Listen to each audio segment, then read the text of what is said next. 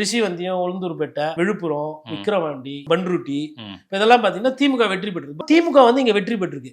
அப்ப திமுக ஸ்ட்ராங்கா இருக்கிற இடத்துல, திமுக வெற்றி பெறக்கூடிய இடத்துலதான் டிஎம்டிகே வந்து இப்ப சீட்டை கேட்குது. ஓகே, இப்போ திமுகவுக்கு இப்போ இது ஒரு சரிவா போகும். டெக்னிக்கல் கிரவுண்ட்ல இதனால சிக்கல்கள் நிறைய இருக்கு. நீங்க இப்போ யோசிச்சு பாருங்க. இப்ப டிஎம்கேல ஒரு சிலர் வந்து இருப்பாங்க. இப்போ விருதுநகர்ல இருக்கிறாங்க மாவட்டத்துல. இப்ப விருதுநகர்ல தலைக்கட்டு வந்து திருச்சூர்ல அவர் ஐயா வந்து கேகேஎஸ் சார். சாத்தூர்ல போய் சீட்டு கேட்பாங்களா? வாய்ப்பு இருக்கா?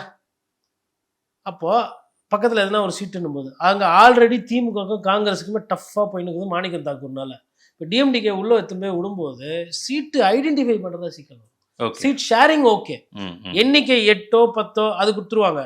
எந்த தொகுதி வேணும்ன்றதுல சிக்கல் இருக்கு. அப்போ நீங்க எல்லாரும் வந்து இப்ப இந்த ஜோன்லயே கேட்பாங்க. இப்ப இவங்க மேபி இப்ப விருதுநகர் ஓரளவு கம்ஃபர்ட்டா இருக்கும். இப்ப மதுரை நீங்க சொல்லுங்க, மதுரையில சீட்டு கேட்கறாங்க. யாரு?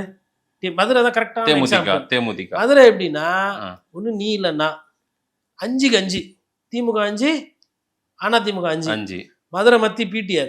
அப்படியே நீங்க போகும்போது செல்லூர் ராஜு தொகுதி வருது, ஆர்வி உதயகுமார், அப்புறம் திருப்பரங்குன்றம் வராரு, அதான் ராஜன் செல்லப்பாது வர, அப்புறம் மதுரை மூர்த்தி வராரு, அந்த சிட்டிக்குள்ள மூர்த்தி வராரு. அதுக்கப்புறமா வந்து உங்களுக்கு வந்து கோ தளபதி மாவட்ட செயலர் எம்எல்ஏ. அப்போ தொகுதியில 5 தொகுதி இங்க 5 தொகுதி இங்க, ஒரு தொகுதியும் டைட்டா மார்க் பண்றவங்க. செல்லூர் ராஜு தொகுதியில போயிட்டு நீங்க வந்து டிஎம்டிகே வேட்பாளர் போட்டீங்கன்னு வச்சுங்களேன், ஒருவேளை டஃப் இல்ல பிரேமலதாவே போய் நிக்கிறாங்கன்னா செல்லூர் ராஜு என்ன பண்ணுவாரு?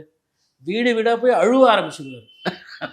நான் செல்லூர் ராஜு உங்க ஆள் வந்திருக்கேன், வீட்டுல நான் என்ன தப்பு பண்ணேன் சொல்லுங்க, ஆல்ரெடி சிக்கலா இருக்கு, எடப்பாடியார் என்ன சேர்ப்பாரா, நான் இந்த மதுரைக்காரன் நான் எங்க போவேன், இப்படியே போய் வீட்டு வீடா போக ஆரம்பிச்சுடுவாரு.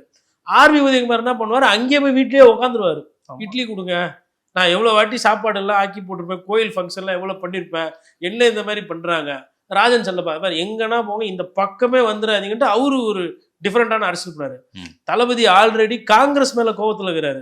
யாருன்னா போய் அவரு தலை சீட்டை கேட்டீங்கன்னு வச்சுக்கோங்களேன், டிஎம்டிகே சீட்டை கேட்டீங்கன்னா, அப்போ ஒரு வாட்டி ஜெயிச்சா நீங்க இருந்துருவீங்க, அப்போ ஜெயிச்சா இருந்துருவேன், தோத்தா ஜெயிச்சா இருந்துருவேன், தோத்தா இப்படி அந்த சிம்பு படம் ஒண்ணு வரும்ல, இருக்கு இல்ல இல்ல இருக்கு இருக்கு அப்படின்ற மாதிரி போயிருவாரு. அந்த மாதிரி அப்போ ஒருத்தரும் தொகுதியை வந்து டஃப் பண்ணுவாங்க.